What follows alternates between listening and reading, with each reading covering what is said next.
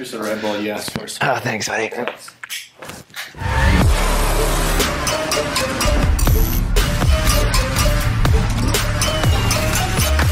My name is Jeremiah Davis. I'm the director of the last Adidas video, which is what we're walking through today, behind the scenes of it. We shot it a few months ago, and we thought a lot of people asked how we shot it, a lot of the details in it, and it was such a fun shoot. I just really wanted to dive into more of the logistics on how we did it. So we actually shot the video the day after we finished one of the workshops that Jacob and I run. I had my manager Reese with me, and I had a friend named Randall who was there helping me shoot the workshop. And I just said, hey, do you want to cancel your flight and help me just knock this video out in the next 3 days? And that's pretty much our squad for this whole thing. Here's the Red Bull you asked for. Oh, thanks, buddy. Hell. Red Bull actually sounds amazing. We shot the whole video on a Sony AR3, and then Randall had a GH5 and a GoPro 7. So basically the project came through an email and was like this very small project that we then upsold like a bigger concept. It was like a Hail Mary, and they were like, no, this isn't what we're looking for. It's a little bit too big. And then the next day were like, this is the one. Can you do this? We're sending you shoes now. And they sent us 4 pairs, 2 pairs of the white shoes, 2 pairs of the black. And we needed all those pairs to basically dispatch to get to other people to make the bigger project that we upsold happen. And we were running out of time because we were doing the workshop. And then we just had this super small time frame. We sent the shoes out, and we kind of just strapped it all together. I was direct messaging a lot of guys from San Francisco, which is where we shot it. We just were DMing them because they knew really cool places to shoot, and that's the best way to see any city is just find local people that will show you around. And that's honestly the only way it was possible, was no sleep and local kids that just knew every aspect of the city. And then the other thing that made the whole video possible was that we shipped out those shoes, but one of the shoes went to a DJ who we didn't end up using his shot, so that pair of shoes went to waste. We sent another pair of shoes to the base jumper that's in the video. I met him a year ago. He came up to me at a skydiving drop zone, and we just kind of always stayed in contact. And nobody's filming base jumping, and this guy's a savage. He jumps off of random buildings and cities. And I was like, if I send you a pair of shoes, can you film this and send me the clip in 3 days?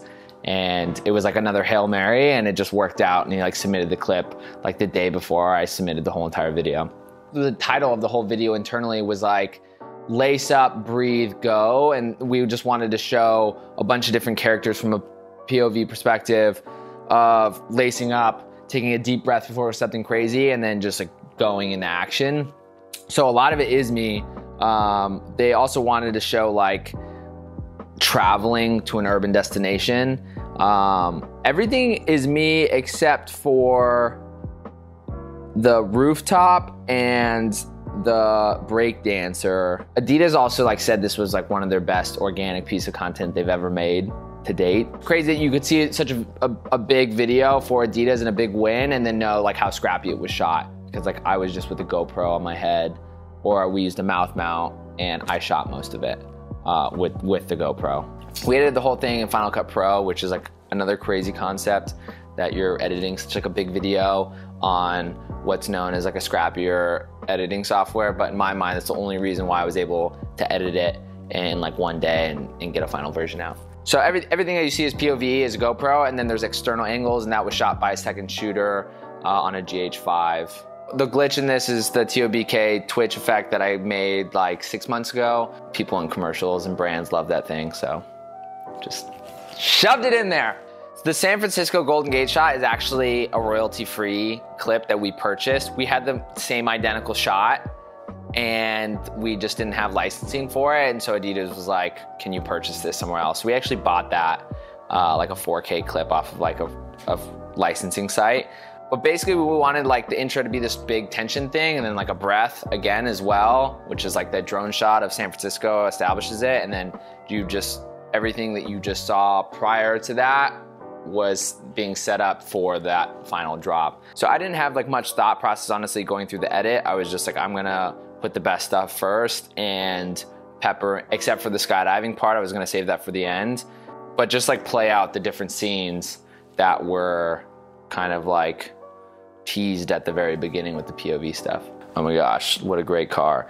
Literally, we were driving back out of Yosemite from our workshop, and I was telling Reese, I was like, I just feel like we need to get as much like production value as possible on this one, and we have to do it now. And so we were like booking a hotel on our phone to like take care of our crew. We canceled, we bought a new flight for Randall, who helps second shoot this, and I was like, we just need a dope car. I don't know where it's gonna fit in, but like there should just be a dope car because we can, and it'll always be like a great backup. I also just really wanted a dope car, and it was in the budget. So we used Turo. Turo is like the golden app for renting cool cars for videos. It's basically Airbnb for car rentals. You're renting people's like personal cars. You can rent it when you're under 25 for like a really, really small fee versus a high fee with other companies. This is like a Turo ad. And then we actually used it for the Closer lyric video for the Chainsmokers Range Rover. Like the app had just come out, my brother told me about it, and that was the first time I ever used it. And it was like, we rented a Range Rover, like a brand new Range Rover for like $200 for the day. So this one was very much so like us pitching a concept to them.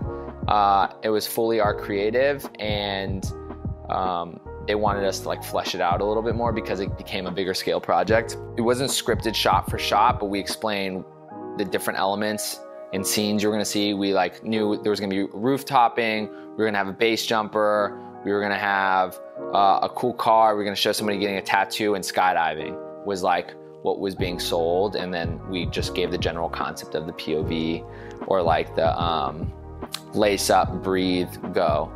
And it was like with that concept applied to all of these activities. I think honestly the last shot is like what makes this so cool, is like you're watching this whole thing and you're like, oh, this is like a really dope video, or it's POV, or it's just like high energy and just adrenaline kind of vibe. And then this, you know, Foot Locker employee, you know, like grabs your attention. That was the one requirement of this. And they were like, a Foot Locker employee has to be seen in a jersey. And I'm like, this is the worst on-brand thing ever. Like, how are we gonna naturally fit it in? And I think we did a really good job with that.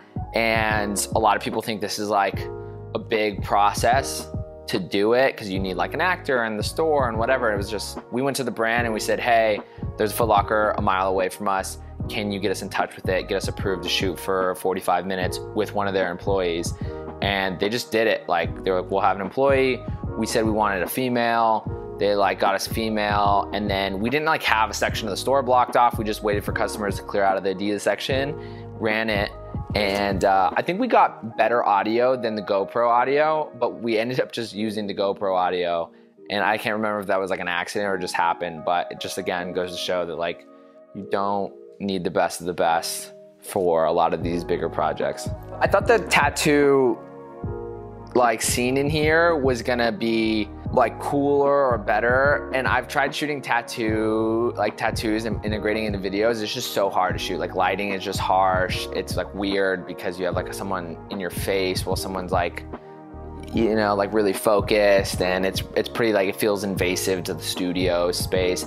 So I was really bummed on that. Like in my mind, like we shouldn't have put it in there, but I think we promised it as like a thing and we were just rushed for time. So I'm kind of bummed that that wasn't shot that well. I think like the original POV of the helicopter at the first like 5 clips, when you like look up and you see the helicopter, it's like kind of out of frame. But we actually waited for 2 hours for the helicopter for the clouds to clear up, and it was like our last chance. And we had already spent like a lot of money on this helicopter, and it was going to be another $200 just to go up to altitude to see if we could jump.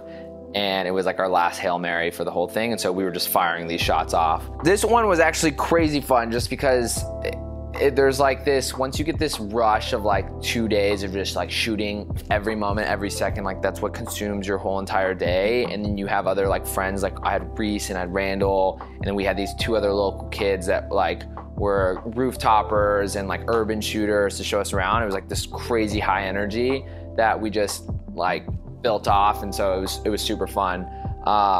But on the opposite side of that, being rushed for a timeline and not feeling like you can do what you want to do is like really frustrating. I think we had everything in our court though to like do fun activities where we didn't have like executive producers like overlooking us and saying like, you can't do this, you can't do this. They kind of just, Adidas turned a blind eye to it because they were just contracting the video.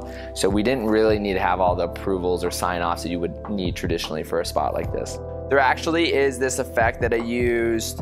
It's this guy, it's basically like it's like an eyelid blinking. It's like on the breakdancer scene, and you can actually see like the eyelash, and it just gives like this, nobody notices it really other than like filmers, but it gives this like hyper POV kind of sensation. I really wanted the Adidas logo at the end and they cut it out. I was like, dang it. But other than that, I was mad hyped on this. Like it's got like a crazy amount of views on my page because they put a bunch of ads behind it, but before they put a bunch of ads behind it, it crushed online, and it was like one of the videos where I felt like I was able to just do all the super fun stuff I've always wanted to do in videos. I have like a list and a note of just like skydiving at a helicopter, like driving a fast car on the Golden Gate Bridge, rooftoping, all these different activities. And this one, we just pulled all the stops for it and we were able to pull it off, which was super fun. The thing about this video is anybody could actually go and make this, and people like already doing it, but people that are watching this or people that aren't booking these gigs, they're not going and doing it because they're waiting for someone to pay them to do it. And that's like just the wrong attitude. Like, you can make this video with or without the brand, so go make the video and then you have something to show for it.